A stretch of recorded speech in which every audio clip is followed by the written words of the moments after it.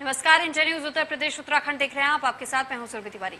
मुख्यमंत्री योगी आदित्यनाथ ने कहा है कि यूपी में बेसिक शिक्षा की कितनी दयनीय स्थिति थी, ये सब जानते हैं। और भवन जर्जर थे, भवन है तो शिक्षक नहीं है, शिक्षक है तो छात्र नहीं है, छात्र है भी तो बुनियादी सुविधाएं नहीं है। छात्रों के पास यूनिफॉर्म तो होते थे, मगर नंगे पैर गांव के बच्चों को स्कूल जाना पड़ता था। पूरा विभाग ट्रांसफर पोस्टिंग में लिप्त था। पारदर्शी प्रक्रिया नहीं होने की वजह से भी कोर्ट को भी बार बार कहना पड़ता था। ये बातें सीएम योगी ने उत्तर प्रदेश सरकार ने मिशन रोजगार श्रृंखला कार्यक्रम में कही हैं। इस दौरान सीएम ने बेसिक शिक्षा विभाग के 6,696 सहायक शिक्षकों को नियुक्ति पत्र दिया। और सीएम योगी ने कहा है कि जब भर्ती शुरू होती थी तो प्रदेश में कुछ लोग वसूली के लिए निकल पड़ते थे और वसूली गैंग चलाया करते थे। तो ऐसे में उन्होंने ये भी कहा कि कुछ परिवार और खानदान ऐसे थे जिनके लिए आजीविका का जरिया ट्रांसफर पोस्टिंग ही था। इसका असर शिक्षा पर तो पड़ता ही था, मगर इसके दुष्परिणाम से पूरे प्रदेश को नुकसान उठाना पड़ता था। आज हमारी सरकार अपने कार्यकाल के 52 महीने में 4,50,000 युवाओं को रोजगार दिया है और एक भी नौकरी पर कोई संदेह नहीं कर सकता। भर्ती की प्रक्रिया पूरी तरीके से पारदर्शिता और ईमानदारी के साथ किया गया है। तो लखनऊ में सीएम योगी आदित्यनाथ ने तमाम शिक्षकों को नियुक्ति पत्र भी बांटे हैं और इसी दौरान उन्होंने तमाम बातों का जिक्र किया कि किस तरीके से ट्रांसफर पोस्टिंग का काम भी चलता था और साथ ही साथ कैसे स्कूलों में पहले सुविधाएं तो थी, लेकिन फिर भी बच्चों को कई कठिनाइयों से होकर स्कूल जाना पड़ता था। शिक्षक भर्ती की इस प्रक्रिया के पूरे होने और नियुक्ति पत्र वितरण के आज के इस कार्यक्रम के अवसर पर हृदय से बधाई देता हूं और इस पूरी प्रक्रिया को पूरी पारदर्शी तरीके से संपन्न करने के लिए योगदान देने के लिए इस पूरी भर्ती प्रक्रिया को संपन्न करने के लिए विभाग को भी हृदय से धन्यवाद देता हूं। जानते हैं कि उत्तर प्रदेश के अंदर बेसिक शिक्षा परिषद की स्थिति कितनी दयनीय थी।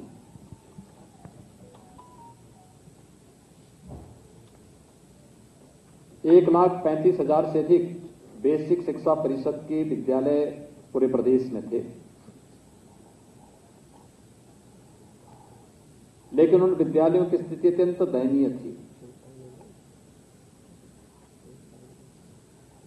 भवन जर्जर थे, भवन है तो शिक्षक नहीं है, शिक्षक हैं तो छात्र नहीं है। पारदर्शी भर्ती की प्रक्रिया न होने के कारण न्यायालय को भी इसको बार बार स्टे करना पड़ा था और भर्ती निकलती थी तो प्रदेश के कुछ गैंग ऐसे थे जो वसूली के लिए भी निकल पड़ते थे।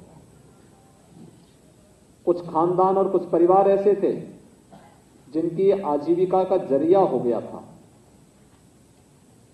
उसका प्रभाव प्रदेश के युवाओं पर तो पड़ता ही था, लेकिन उसके दुष्परिणाम से पूरे प्रदेश को उसके दुष्परिणाम को झेलना पड़ा था।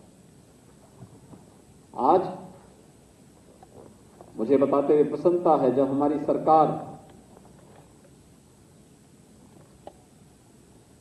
अपने कार्यकाल के 52 महीने यानी 4 वर्ष 4 महीने का कार्यकाल अपना पूरा कर चुकी है। तो 4 वर्ष 4 महीने के इस पूरे कार्यकाल के दौरान हमारी सरकार ने प्रदेश के अंदर 4.25 लाख से अधिक युवाओं को सरकारी नौकरी उत्तर प्रदेश के अंदर दी और एक भी नौकरी पर कोई संदेह नहीं कर सकता। और इस पर अधिक जानकारी के साथ हमारे साथ विजय मिश्रा लखनऊ से लाइव जुड़ चुके हैं।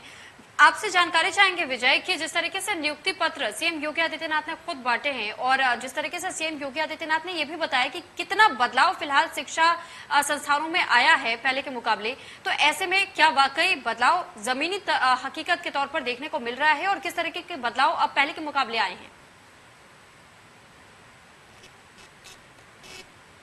देखिए बिल्कुल, अगर इस कोरोना काल में कहा जाए तो जाहिर है कि इस कोरोना काल में अगर किसी को अच्छी भर्तियां देते हैं, अगर आप नौकरियां देते हैं, तो इसको लेकर के कहीं ना कहीं चीजें जो हैं वो और बेहतर होती जाती हैं। और यही वजह है कि यहाँ पर जब कल नियुक्ति पत्र मुख्यमंत्री ने लोक भवन में बांटा था, तो ये चीज उन्होंने साफ तौर पर कहते हुए नजर आए थे कि यहाँ पर जो भर्तियां हुई हैं उसमें कहीं से कोई भी घोटाला नहीं हुआ है, वहां पर कहीं से कोई भी ऐसी चीजें नहीं हुई हैं जिसमें शिक्षा माफिया जो है वो हावी हो। हालांकि इस बीच वो विपक्ष पर भी हमलावर होते हुए नजर आए। उन्होंने साफ किया कि इसके पहले जब भर्तियां निकलती थी तो इस तरह की शिक्षा माफिया जो है वो कहीं ना कहीं हावी हो जाते थे। इस तरह जो शिक्षा माफिया है वो कहीं ना कहीं पहले से ही ये चीज तय कर लेते थे कि किनको किनको भर्ती होना है। तो एक भ्रष्टाचार की बात वो कहते हुए नजर आए और विपक्ष पर आरोप लगाते हुए नजर आए। जाहिर है कि यहाँ पर 69,000 शिक्षक भर्तियों का पूरा यहाँ पर नियुक्ति पत्र को लेकर के ये कल नियुक्ति पत्र बांटा गया है। हालांकि 6,000 कुछ ही बच्चों को यहाँ पर नियुक्ति पत्र दिए गए हैं, जो कि आरक्षण प्रक्रिया के तहत यहाँ पर पहले से भर्ती प्रक्रिया रुकी हुई थी। उसी प्रक्रिया के तहत यहाँ पर ये नियुक्तियां दी गई हैं और साफ तौर से ये कहा जा सकता है कि अगर कोरोना काल में